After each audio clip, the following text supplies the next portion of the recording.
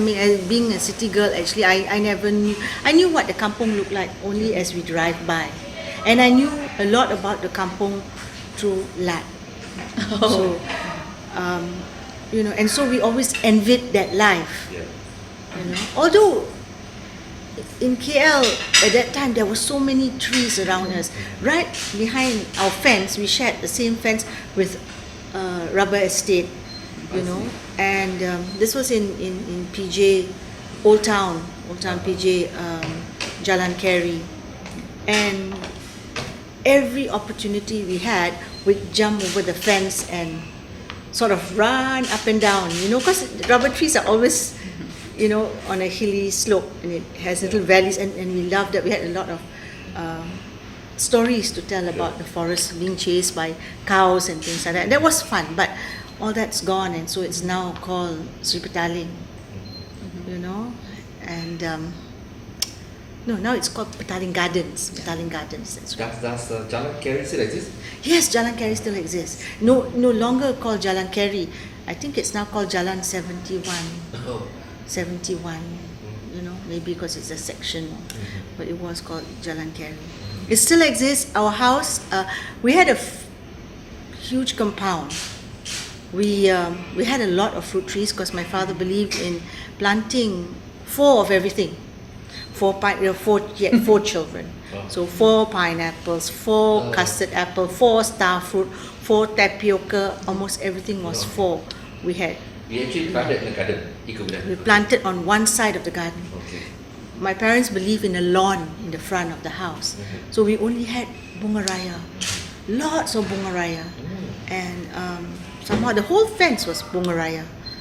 And that's where we learned, that's where we played hockey, we could play football, that's where we learned to cycle. It was so big then. When we went back, there was not a blade of grass.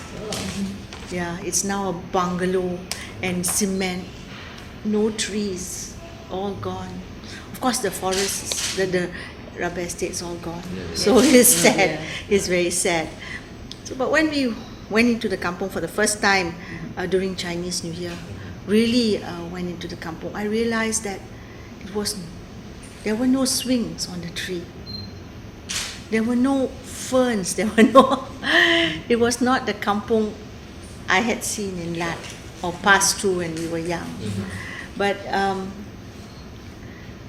at this time and stage, there were many fruit trees, all fruiting, and nobody bothered about the fruits because I suppose they have too much of it there. What we can do actually, and what I think Landscape Negara has been trying to do, is to plant trees once a year. A tree planting day, which is on 3rd of March. The tree planting day. Yes, tree it's called. Oh, that's why it's 3rd of March. That's right. But it's not really attracted much attention. But what we want to do is to be able not only to just plant trees, we want to choose areas where we see a barren hill. You know, we want to go there and plant the trees there. You know, you can just we're in the midst of organizing this, so everybody can. We ask everybody to come out and plant a tree. You will have a forest in your small garden. Yes. So we try to find empty places where we can Do you look grow for trees. specific type of tree? Depending on the location, depending on the state, you know. At first, we really thought we'll beautify under landscape. The landscape panel advisory, we thought we'll beautify the country with every state a different tree, but it may not be so practical. But we're trying our best to see what trees suit which state because of the land, because of the environment. But what we really want to do is fill it up with tropical rainforest trees. We have, you know, the landscape changing.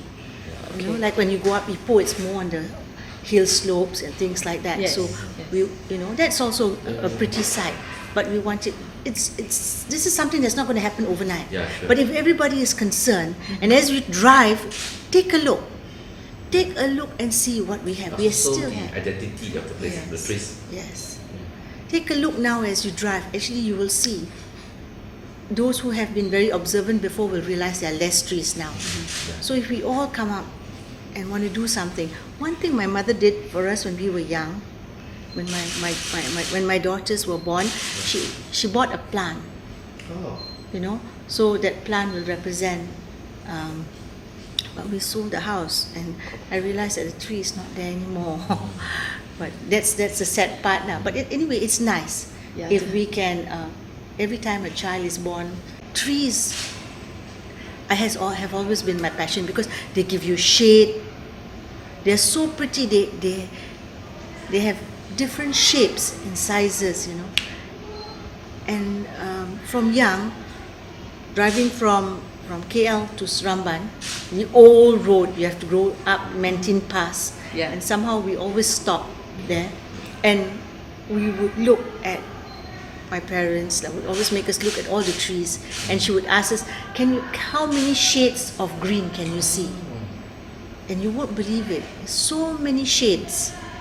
We had family in Seremban, so we drive through. So that's when we get a chance to see the kampung. And my father had friends who were DOs and estate managers. So when we went there, we could see their life, you know, so much fun, you know. Being in the city, you don't have that. You don't have that. We were like shocked to see, you know, a tree laden with rambutan, and we were like, they thought we were rather silly wanting to climb. Sure. We were too excited. Now it's the opposite. When my daughter was growing up, one day she stopped. She asked me to stop. She must have been watching this plant. One day she said, "Can you stop the car? Explain to me what is that plant?" I said, "That's pineapple." She said, "No, pineapple grows in the ground. Why is it?" Because you see the crown, okay? Yes. They see the crown. They actually never saw pineapple plant. I didn't. I had such a small garden, and so we had a fish pond. And we didn't have plants.